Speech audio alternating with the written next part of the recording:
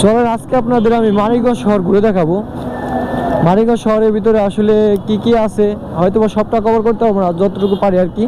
তো আমি এখন আছি স্ট্যান্ডে থেকে আমি এখন ডান দিকে যাব, মানে শহরে ঢুকবো। এটা কিন্তু শহর না, এটা জাস্ট স্ট্যান্ড, আর কিছু না।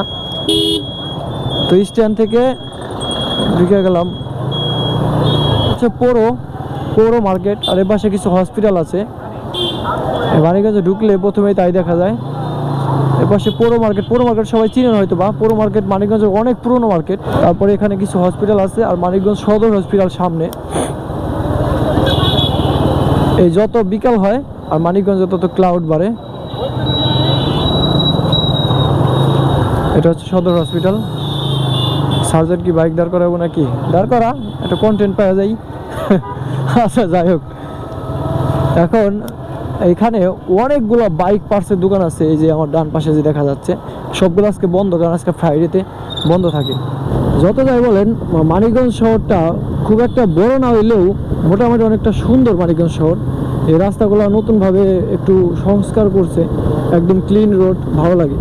তবে ইজি বাইক আর এইগুলা অনেক বাইরে গেছে, যার কারণে একটু জ্বালাতন, মানুষের ভোগান্তি পোহাতে হয়।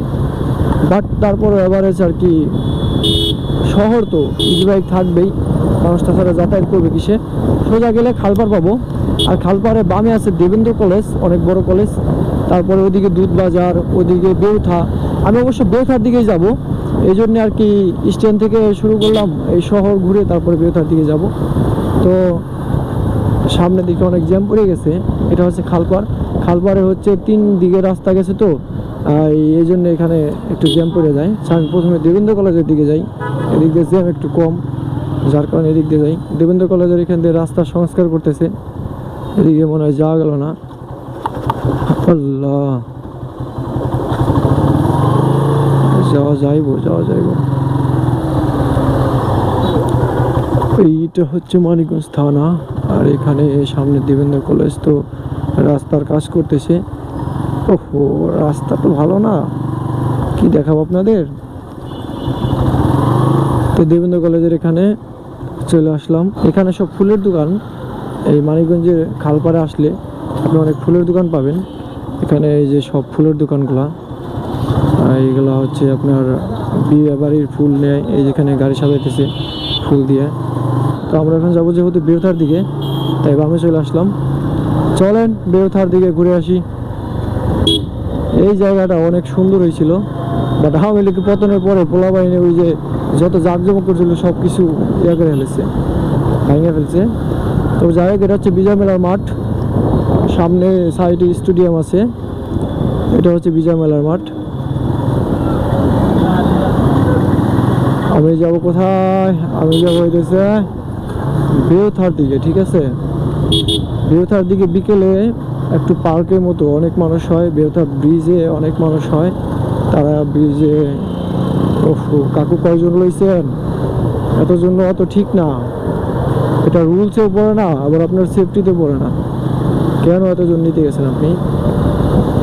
আচ্ছা, তো আমরা যাবো বেউথার দিকে যেহেতু, চলেন বেউথার দিকে একটু ঘুরে আসি।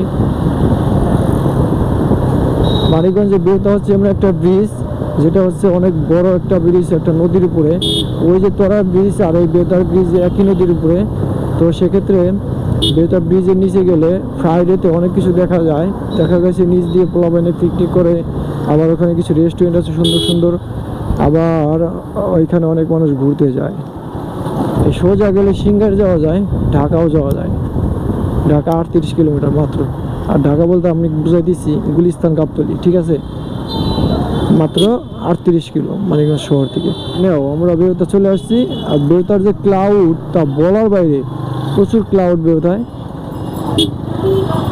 প্রচুর ক্লাউড থাকে। এই কারণে এই ফ্রাইডেতে মানুষজন সবাই ঘুরতে আসে বেউথায়, এই জন্য প্রচুর ক্লাউড থাকে।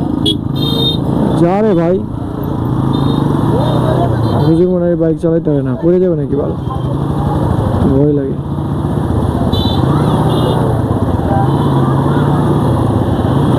হুজুর পড়ে গেলে তো আমার লগে লাগে যাবো, কি করতে হবে, আমার আগে যাইতে হবে।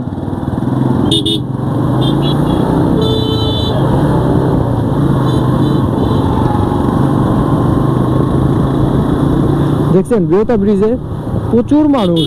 বেহুতা ব্রিজে মানুষ ঘুরতে আসে, মানিকগঞ্জের শহরের খুবই নিকটে বেহুতা ব্রিজ, তো অনেক মানুষ ঘুরতে আসে। কত বাইক, কত মানুষ, কত গাড়ি, ওফ মাই গড, সেই বয়স, সেই সবাই ছবি তুলতেছে, কেউ কেউ ছবি তুলে, কেউ কেউ আবার ছবি তোলা দেখে, কেউ কেউ ভিডিও করে, কেউ কেউ টিকটক করে।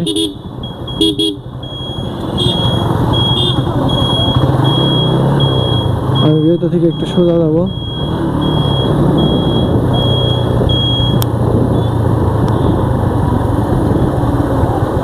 পয়েন্টটা আরো সুন্দর, একদম নদীর পাড়ে। তবে যাই হোক, মানিকগঞ্জের বেহুতা কিন্তু অনেক সুন্দর, সেটা আপনারা দেখলেন। বেহুতা আসলেই সুন্দর।